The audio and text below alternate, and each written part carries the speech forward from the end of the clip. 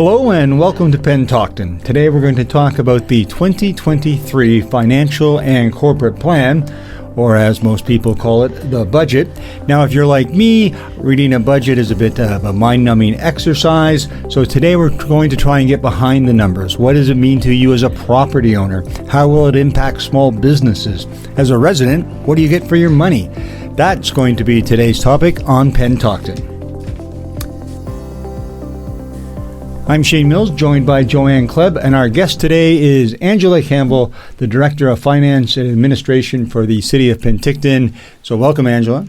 Thank you. Happy to be here. So the good news for Angela is she's used to me asking really basic questions, and I'm always impressed by the kindness of you and your staff to wait till I leave the room before you roll your eyes. So like, how could he not know what that means? It's like, well, and I'd like to start by coming to the defense of the budget.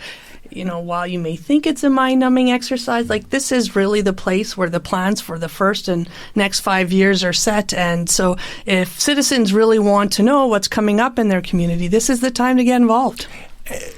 I mock because I'm not very good at maths, but it is the most important thing, right? People talk about the levels of government. Federal government's in Ottawa, provincial government's in Victoria, and we really don't know what they spend their money on. This is where you see your tax dollars in action, and you also get to see the politicians right away to talk about it. So first question everyone always has, Angela, is how much is the increase? How big is it going to whack me? Okay, so the tax increase is made up of three parts. The first part is an operational inflational increase, and that's made up of 3.4%. So that's covering the cost of the CPI that we're seeing for the year. And staff have really worked hard to keep that number down. BC CPI was 6.9% for 2022, and we've brought it down to 3.4%. So that's the first part of the budget. The second part is what we would call operational enhancements or incremental cost of 3%. So that's adding things into the budget like new RCMP members, firefighters, but also accounting for a bit of the increased costs for services that we're already providing that have gone up incrementally more than inflation, and we want council's consideration on that. And things like contractual obligations are included in that amount too, is that correct? That's right. In the 3.4%, in the inflationary, Yeah. That's where we're accounting for the contractual cost for labor and that kind of thing. Yeah, so a lot of things that are outside our control. 100%. Yeah. Yep. Contracts, the RCMP inflation, we don't have a say in that. It just gets added right into our costs. Right. Okay, so the last piece of that 9.7% is what we're calling a phase-in of the taxation deferral from 2022. So last year during budget deliberations, council made some conscious decisions to add a lot of community safety into the budget. We added RCMP officers, firefighters, and added bylaw hours for, I think, 6 a.m. to 11 p.m., which added 7 bylaw officers into our complement. And that came at a significant cost to the taxpayers, and council decided instead of passing that along right away, that we would put that a little bit into the future and phase it in over 3 years. So I guess this is where there's a difference in government. So people are used to governments running deficits. We just saw the provincial government introduce a budget that has deficits for the next 3 years. You don't get to do that. That's correct. So different governments have different rules. So municipalities legislation, we are not allowed to run a deficit. We are required to have a balanced budget. And, you know, in turn, we're also not allowed to borrow for operational needs. We can only borrow for capital. So when we do a budget and we add things into it, we have to increase revenues or decrease something else in order to offset that cost. We can't run a deficit budget like the province can. Now, to pay for the deferral last year, you dipped into the surplus. That's correct. And I think there's probably in people's minds are like, well, the city's rich, the city's got lots of reserves, do it again. Yes, we have heard that a time or two. So the city does have a lot of reserves, but some of them are restricted. They can only be used for certain purposes. Some of them are capital. Some of them belong to other funds like water and sewer. So there's only certain ones that can be used in the general fund. And we did go over that with council last year during the deliberations. And we showed them which reserves that they would have access to in order to offset a tax decrease or a tax increase. So at the end of the day, we can do that, but only for so much time. It's like having a savings account. You can borrow from it for a while, but at some point the money runs dry and you actually have to either increase your revenues or decrease your expenses. And that's where we're at now. We're going to be drawing from surplus for the next at least 2 or 3 years to offset this phase in, but we do need to phase it in. So the alternative, just so people understand, is they're like, well, just pay off the bill, get it done.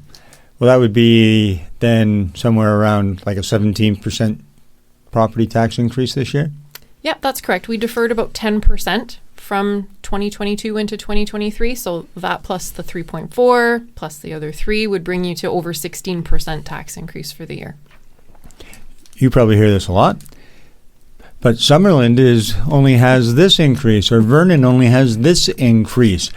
I guess I would think it's probably not fair to compare communities to communities, but I'll let you explain why they shouldn't do that, probably. Sure. So we do hear that a lot, and we do compare ourselves to other municipalities, but it really isn't apples to apples because different communities have different services, they offer different things, and they also have different levels of threshold for where they're willing to let their infrastructure run down to. So the other thing I would say is that as part of this budget, the 3.4% inflation operational increase, that's well in line with other municipalities. Right? You talk about Summerland specifically, their increase I think was 3.76. Our inflationary increase is 3.4.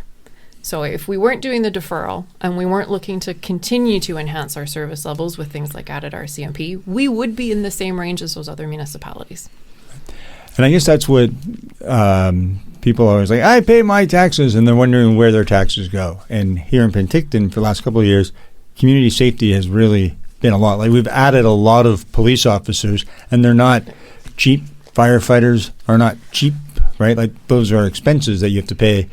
I was surprised to see just what the overall cost is for each RCMP officer and firefighter.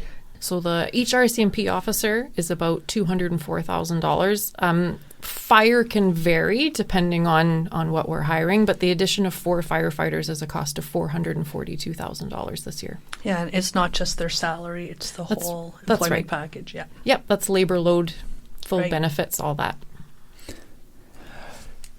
So because we like to compare ourselves to other communities, we, in contrast, do pretty well in terms of how much you pay in taxes for the services you get, right?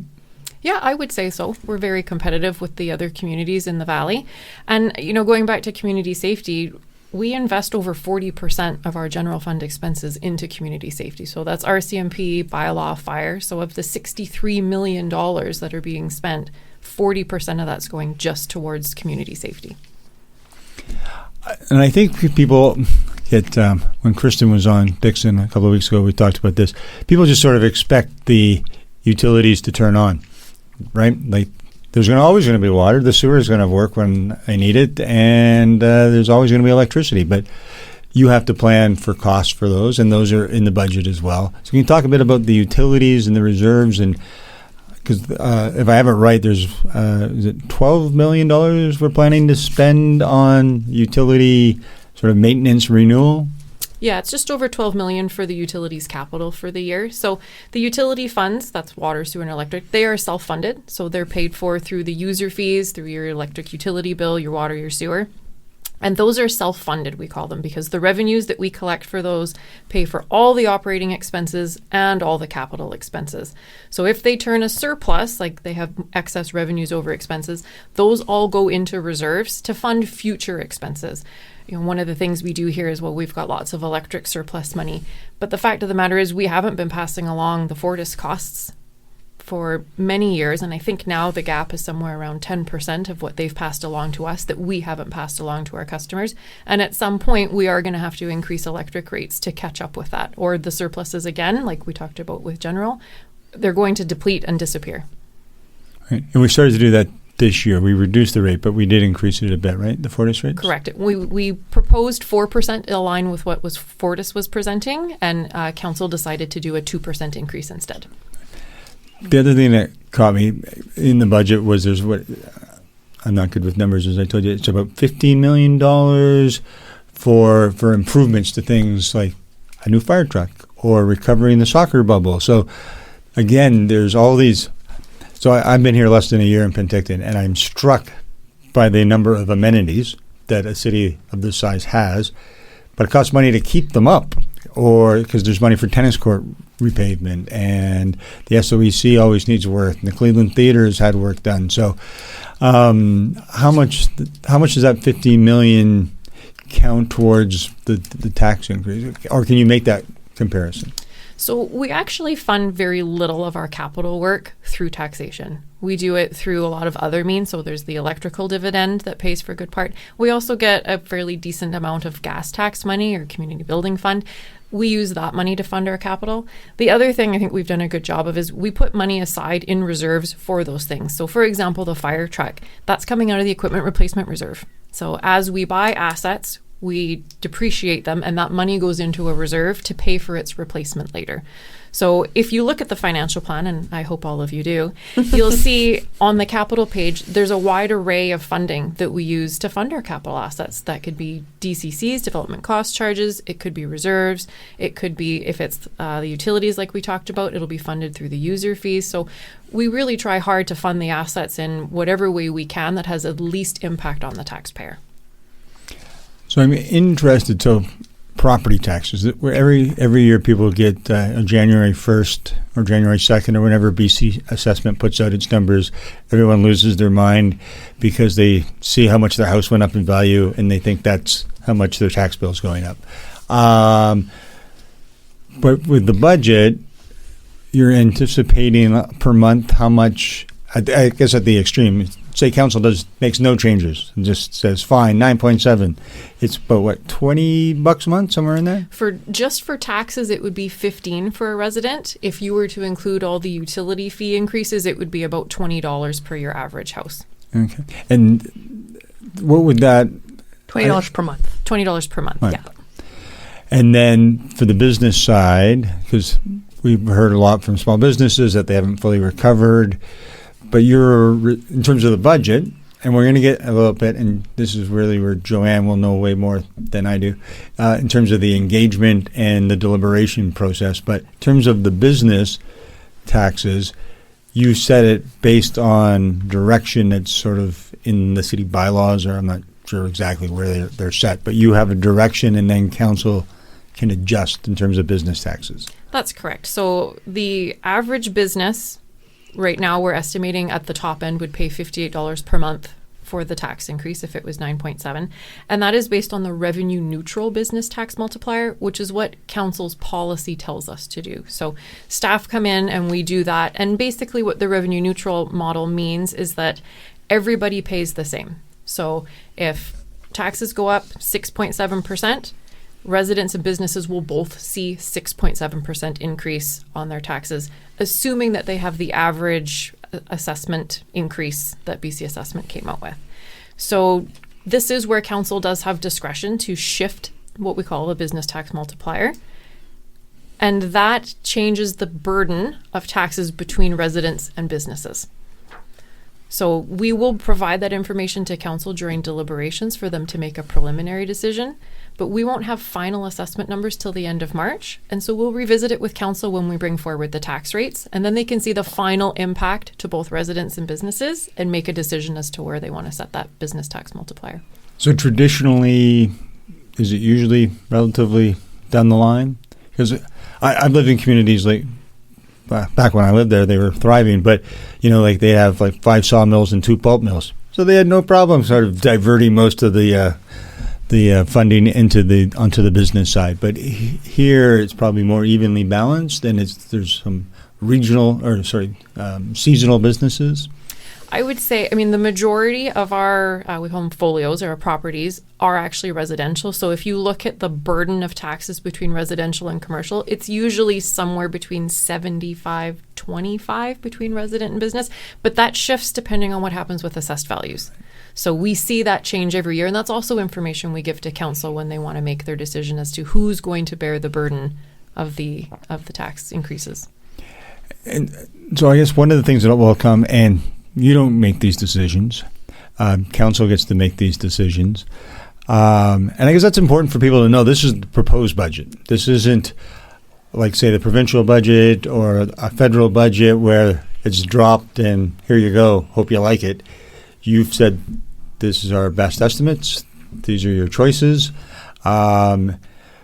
where I was going with this was, though, people are like, there's trade-offs, and they're like, I don't want to pay more taxes. Well, do you want our parks not to be as clean? And how do you, and I guess it's not just you get all that feedback from the different departments, but it's how do you balance those choices before it even gets to council? Because you're making choices when you're setting the budget. So it's a really good question. The budget process generally takes somewhere around 6 to 8 months for us. We start pretty early on doing capital and fees and charges before we get into operating. Every department submits a budget to their supervisor, and it's vetted. And then it's vetted through the budget, our financial planning and budget specialist. And then it's reviewed by staff. And then it's reviewed by senior staff. And at all of those levels, we're looking at what are the increases, what's going on with each individual department. Generally speaking, we would start most of our budgets with the base budget, the same operating level that we had the year before, unless council's given us some other direction prior to budget. That's our starting point. If there's increases that someone is suggesting, especially with a service level, that gets council's decision. If there's new FTE requests, new employees that have budget impact, that goes to council. So all of those are council's decisions. During deliberations, they can still decide that they want to change service levels, either up or down. That's their job, is to, when we present the budget, to decide what they want to see. And they tell staff, and we will come back with the revisions. So I think that leads to a really great question as well. A lot of times what we hear is that, residents think, is this just a wish list of staff? Where do we get the ideas for the initiatives and that end up in the budget? So a lot of our initiatives are guided by council strategic priorities, right? Council decides what direction they want the city to give and take, and staff try to align our initiatives with what will advance council's priorities. So that's usually our starting point. Not to say there aren't operational things that departments need to either provide better service, for example, right? Maybe we want to do online permitting. So we would go and say, okay, well, let's get a system, let's put that in place. Those would be operational requests that council usually sees as well, depending on the dollar value of them. Yeah, and I would jump in there, just kind of near and dear to my heart is all the work we do to create these long-term plans, and things like the Community Climate Action Plan, the Skaha Park East Master Plan, the Official Community Plan, all of these different plans that we've been working on over the years. This is where they start getting actioned, is the department that owns the plan goes through the plan and looks for the different initiatives and recommendations in there, and then plans them and times them to be included in the budget. So there's some exciting things that are coming up that people may not be aware of. Things like with the Skaha Park Master Plan, they'll be replacing the Splash Park this year. That's in the budget. So that all comes from that pre-planning work that the community has the opportunity to get involved in. Yeah, because I found it interesting when you were just talking about that. So like the 3.4 that we talked about, that one increase, that's how much it will cost people to keep the flower baskets on Main that we all love, right? That's how much it costs to keep the beaches clean, which drives our sectors during the summer. We want people to come here for all of our festivals. Our parks need to be clean. Pristine. Yeah. And those are the basic costs. So yeah, those are our service levels that we need to maintain. And so, do you want those to go down? Yeah. No one's going to say. Well, we're going to find out. We're going to ask them, actually. That's a good point. There's more I want to talk specifically to Angela about the budget. There's one thing which we can wait what it is, probably. But we were talking about, this isn't the final budget. So, Joanne, you want to sort of take people through some of how they can have their say? When it comes time to rolling it out to the community as the proposed budget, there's yet a further opportunity for residents to get involved. We have an online information session coming up on March 6th that you can register at Shape Your City. And we also have an open house. Actually, it's our first council-hosted open house planned for March 9th. It'll be at the Penticton Train Convention Center from 4 to 7 p.m.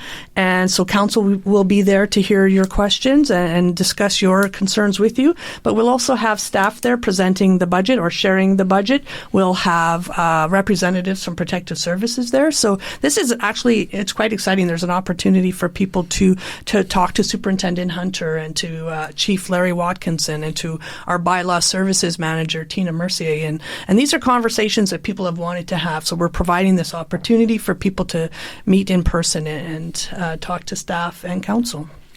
And to get a bit more of the detail of what's in there. That's right. And so the community safety stuff is, sorry, Angela, if a budget can be sexy, the community safety stuff is the sexy part of the budget. That's what everyone's like, yeah, good, right? That's what they've been asking for, yep. That's what we need. But one of the things that you mentioned, which isn't probably nearly as interesting to most people, they're like, why do we need to do that? Was sort of, we need to improve our infrastructure as a city in terms of like online permitting, right? Like everyone wants online permitting, right? Everyone's like, well, why can't I do it online? Well, because we have to create our systems, and that's not free. And so those type of projects we need to do, and sometimes like the GIS mapping too. Mapping, right?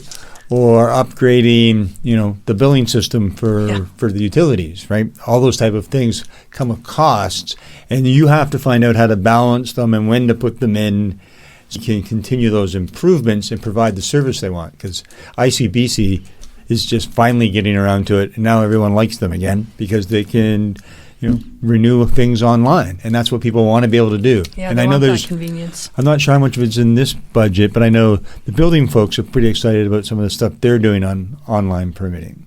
Yeah, that's right. So that system is actually pretty well done. I think almost, I'm not sure if it's quite launched yet or it's close to being launched, but other exciting things we're looking at, I think are exciting, are, expanding our payment options. That's built inside of here, right? That's one of our initiatives too. It's not a huge cost to the taxpayers. Allow people to pay with the credit card? It would allow people to pay with a credit card at City Hall, which is something we've heard for a really long time. So, there are exciting initiatives like that are built in here that take staff time, maybe more so than money, but they're important for council to know where we're spending our resources too. Because it isn't just about adding money to the budget, it's how is staff spending their time, and is that time being spent doing things council would like us to be working on. Yeah.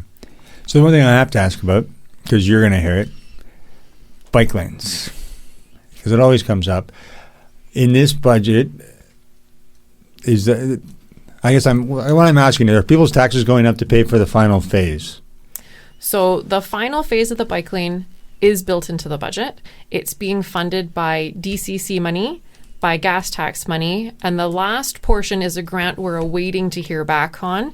If we're not successful in that grant, then we'll revisit how the funding will be made. But there is no taxpayer money being spent on that final phase of the bike lane. But council did approve finishing this bike lane through their notice of motion process. So it is in here. For anybody that goes through this line by line, they'll see that there's a bunch of unfunded projects also included in here, which has further sections of, I think, feeder networks for the bike lane that council can decide in the future if they want us to look at how we would fund. Right.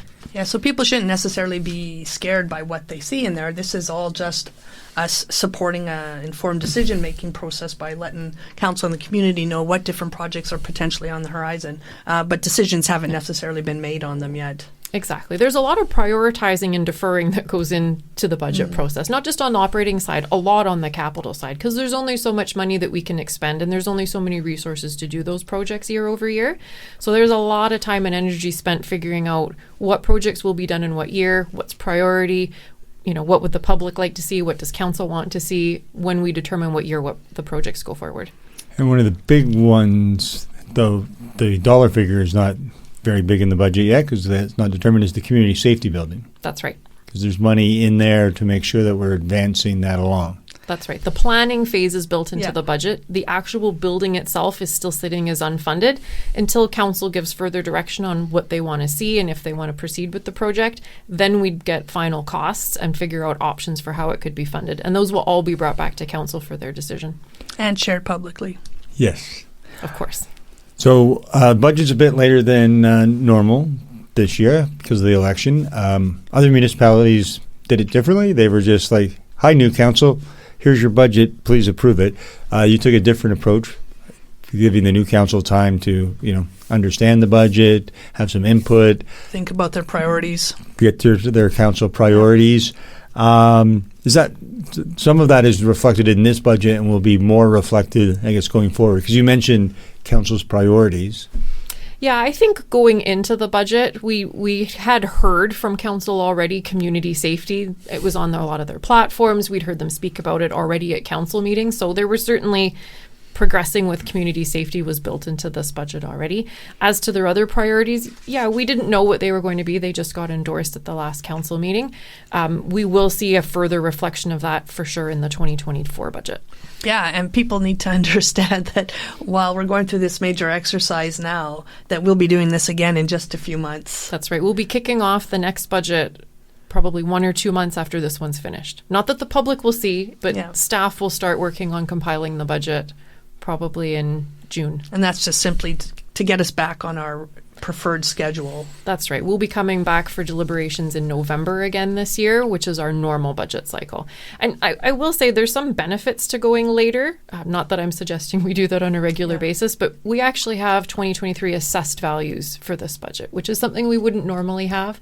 We also have a better idea of where we're landed for 2022. So when we forecasted our expenses to see where we were, we actually have a much better idea when the year is already done that we can build into these numbers. So there are some pros to pushing the budget later. Now, I know I've been making fun of people who like numbers, but I'm going to, my inner geek, I'm actually really looking forward to these budget deliberations. Joanne, do you want to explain what they are? Yeah, so I had mentioned how over the next week we'll do the community engagement, and then once that wraps up, it's time for council to get to work.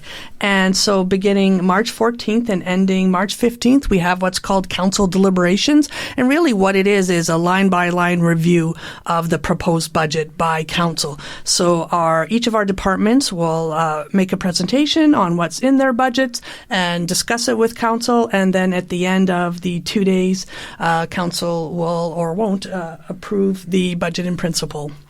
So why I find this so fascinating is because when having been involved in many provincial budgets and be able to work up where I had to hand in my phone and sign away my firstborn to where I got to keep my phone during the budget lockup, which made me very excited, is that's all done behind closed doors. By the time that budget arrives on the desk of the legislature, it's baked in.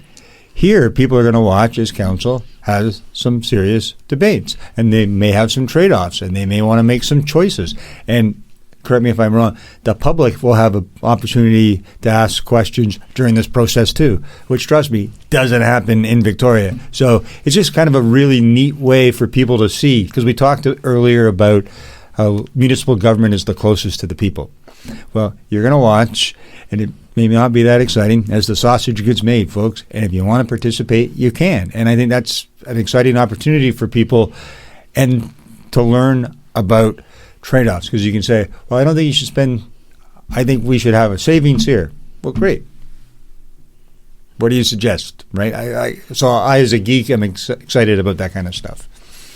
Yeah, and you're 100% right. Local government is a very transparent and accessible process, the budget process. And so those 2 days will be live streamed on the city's website. So you can keep it running while you're, doing your chores or working and hear what the conversation is all day. You can also attend in person at council chambers. And there will be a question period at the end of day one where you can ask council questions as well. Yeah, I think that's very exciting. That's just me. So I think we've covered most things. I'm going to ask you a broad question, Angela. Okay. And media always like to be able to write a headline, right, for a budget.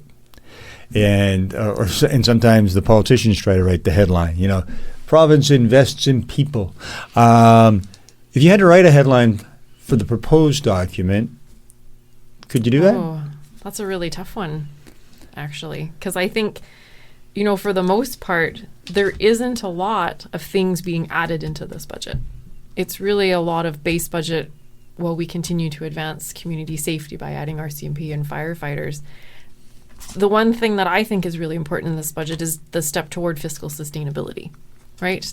Dealing with the deferral from last year is actually really important, because if we don't do that at some point, we will be faced with a really difficult decision. So, if there was one big takeaway for me, it's that, we need to be fiscally sustainable. We're required by legislation to be. And this budget deals with that. And it's a tough one. It's tough for this council to deal with that and for staff too. But if I was going to write the headline, I might make that the subhead, and I would lead with continuing to make investments in community safety while being fiscally sustainable. Like, Yeah. is that a good sum? I think that's fair, yeah. This isn't a budget, and I guess maybe municipal budgets are slightly different, where, hey, there's something for you, and there's something for you, and there's not like a ton of goodies, as they call them, in politics. The gift is predictability. Consistency, Yeah. predictability, balance, right? And I mean balance not as just the numbers, but as in we have a plan, we're sticking to it. Yeah, I'd say like last year when we did the 2022 budget, it was chock full of community safety, right? We had initiative after initiative to enhance community safety. And it was something we could really, say this is a community safety budget. This year, we're still doing that, but to a much less degree because we added so much last year. So this budget is more about, continuing with community safety, but also making sure that, the community should be in a good place financially. We want the city to be well run and managed. So that's a really important part of this budget too. So, anything that you wanted to add? Do you want to make sure people know about the budget, or just come out and have your say? We have a feedback form available on Shape Your City where you can tell us if we've got the priorities right and any other concerns you might have. And we need to hear from you before March 10th. Well, it seems like a perfect time to end it.